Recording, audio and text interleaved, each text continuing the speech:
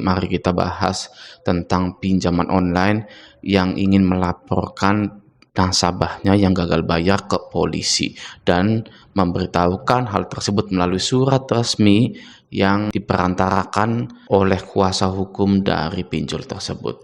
Di sini di grup Facebook Raja Galbay ada nasabah mungkin ya bernama Komar gitu ya. Komar dia bilang mau dipenjara gitu ya, mana lumayan gede 10 jutaan udah 5 bulan Galbay. Nah ini Galbaynya gitu ya, ini dia Galbay. Coba kita baca sebentar ya Galbaynya gitu kan. Ini saya download lalu saya bukanya dari sini itu ya, karena kalau dilihat dari sini dia gagal bayarnya dari dari Februari 2025 gitu ya. Dan jumlah yang harus dibayarkan itu 2 juta ya, 1.500.000 gitu. Kira-kira 6 jutaan gitu ya. 6 juta 7 jutaan yang harus dibayarkan. Oke. Nah, sekarang mari kita baca di sini ya.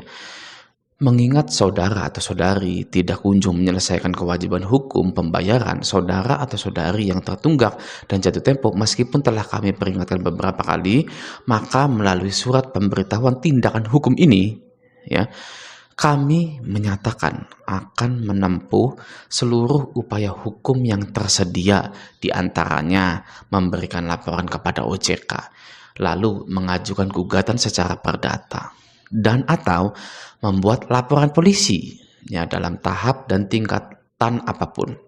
Oke. Dengan memperhitungkan seluruh biaya dan kerugian material maupun imaterial yang diderita oleh klien kami sehubungan dengan timbulnya permasalahan EQUO, permasalahan gagal bayar maksudnya gitu ya. Lalu setiap dan seluruh kekayaan aset saudara ya, termasuk namun tidak terbatas pada mobil, motor, rumah tanah, akan digunakan untuk menyelesaikan kewajiban pembayaran saudara-saudari yang telah tertunggak dan jatuh tempo kepada klien kami. Hal tersebut tertuang di pasal 1131 Kitab Undang-Undang Hukum Perdata. Catatan, nominal yang tercantum adalah jumlah nominal per tanggal surat ini dibuat. Bunga dan denda keterlambatan dapat berubah menyesuaikan tanggal pembayaran yang saudara lakukan. Di sini hormat kami kuasa hukum PT Julo Cult Law Office gitu. Nah, mari kita breakdown atau mari kita clearkan di sini gitu ya. Nah, yang pertama, apakah gagal bayar di pinjol itu bisa dipidana penjara gitu ya? Nah, jawabannya adalah tidak. Maka dari itu, dari Julonya ini ya dia bilang menempuh seluruh upaya hukum yang tersedia diantaranya dan secara perdata guys. Nih ya, secara perdata mana tadi tuh? Nih, secara perdata ini. Nih ya, secara perdata, bukan pidana gitu ya, karena yang namanya hutang di pinjol itu nggak ada unsur pidananya guys ya, apalagi minjam ke pinjol itu nggak ada pidananya sama sekali ketika Anda gagal bayar gitu, jadi Anda tidak akan bisa dipenjara. Nah, lalu pertanyaannya, kalau tidak bisa dipenjara, kenapa sih di sini ada membuat laporan polisi dalam tahap dan tingkatan apapun gitu ya? Nah, lagi dan lagi ya, yang namanya surat somasi seperti ini atau surat penagihan seperti ini itu adalah strategi tekanan hukum atau psikologis guys yang dipakai oleh tim penagih yang sudah profesional gitu ya, agar debitur ini takut ya, segera membayar gitu kan. Lapor ke polisi itu bisa dilakukan, tapi hasilnya tergantung apakah memang ada unsur pidananya atau ada pelanggaran regulasi gitu guys. Kalau tidak ada unsur pidananya, maka polisi itu tidak bisa memproses guys ya, tidak bisa sama sekali memproses. Apalagi polisi ikut menagih hutang, itu nggak boleh. Oke, polisi menagih hutang nggak boleh guys, itu sudah melanggar kalau ikut-ikutan nagih hutang. Oke ya, jadi ini adalah upaya untuk menakut-nakuti para nasabah agar segera melunasi pinjolnya. Sebenarnya penagihan-penagihan seperti ini tuh dia dari dulu gitu loh, mau lapor polisi, mau bawa keseret ke sidang perdata, bahkan ada yang mau menyeret ke pidana gitu ya, itu dari dulu guys ya, dari saya awal Galbay itu selalu seperti itu ya, tapi tidak ada hukumnya apa, tapi belum ada sampai sekarang, tidak ada. Saya sudah Galbay 4 tahun belum saya bayar sama sekali ya, dan saya tidak kenapa-apa gitu loh, tidak ada sidang perdata ya, tidak pernah dipanggil untuk sidang pidana, sidang perdata, suruh ngadep ke hakim, suruh ke pengadilan, tidak pernah sama sekali guys. Dan saya yakin semua orang yang Galbay itu tidak pernah yang namanya menghadap ke pengadilan itu. Ya Galbay dipinjol ya. Kalau Galbay di leasing sama di bank itu, kalau ada fraud yang benar-benar gila itu bisa diperkarakan. Tapi kalau dipinjol nggak bisa guys ya. Kenapa dipinjol nggak bisa diperkarakan? Karena Anda itu boro-boro bisa fraud guys ya. Dipinjol itu Anda nggak bisa memalsukan data guys ya. Bahkan datanya yang sudah asli pun tidak akan di ACC, belum tentu di ACC maksud saya ya. Belum tentu di ACC, apalagi yang datanya palsu.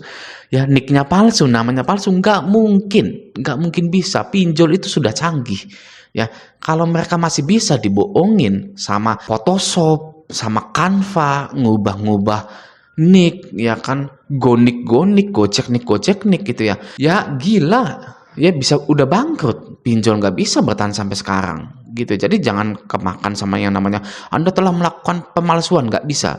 Dipinjol nggak bisa pemalsuan. Ketika dana sudah cair, ya kan, itu tidak ada pemalsuan sama sekali guys.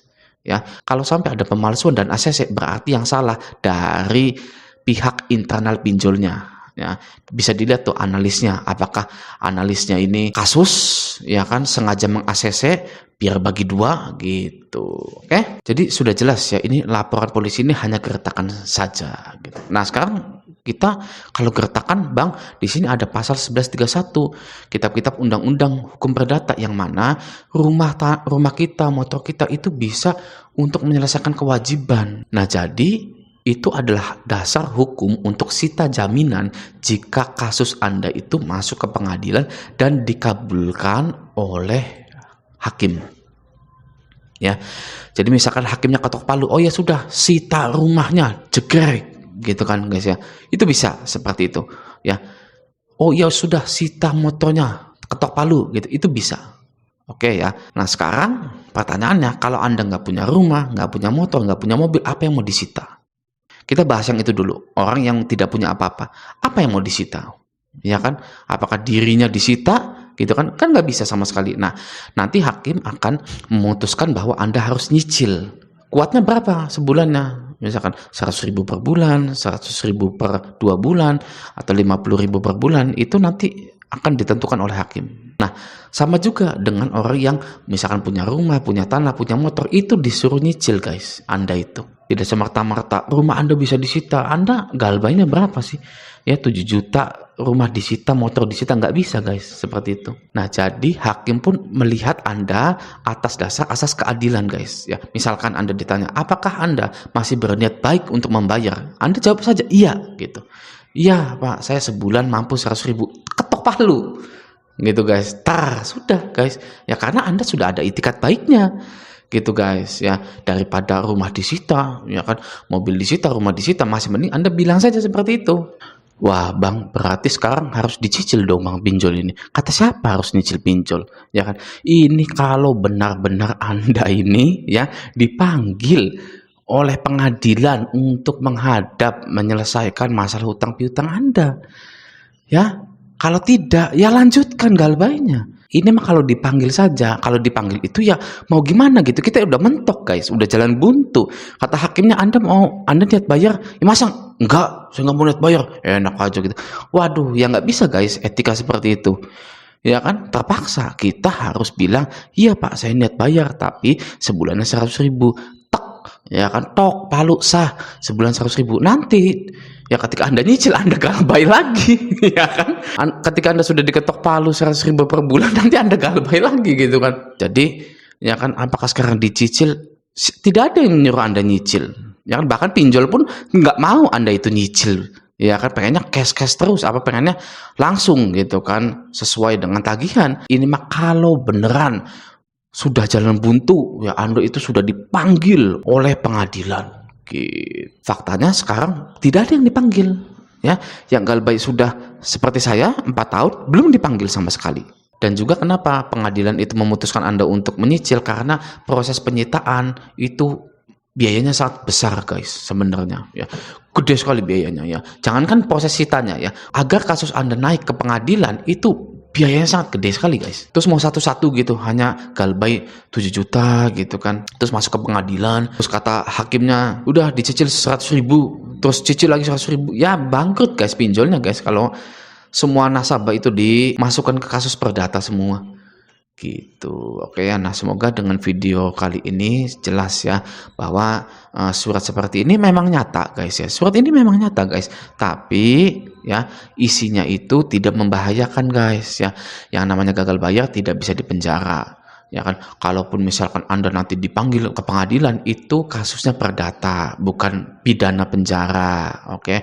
Lalu Anda juga paling nanti disuruh nyicil, mampunya berapa sebulannya gitu, oke ya. Nah, semoga video ini bermanfaat, sampai jumpa di video selanjutnya.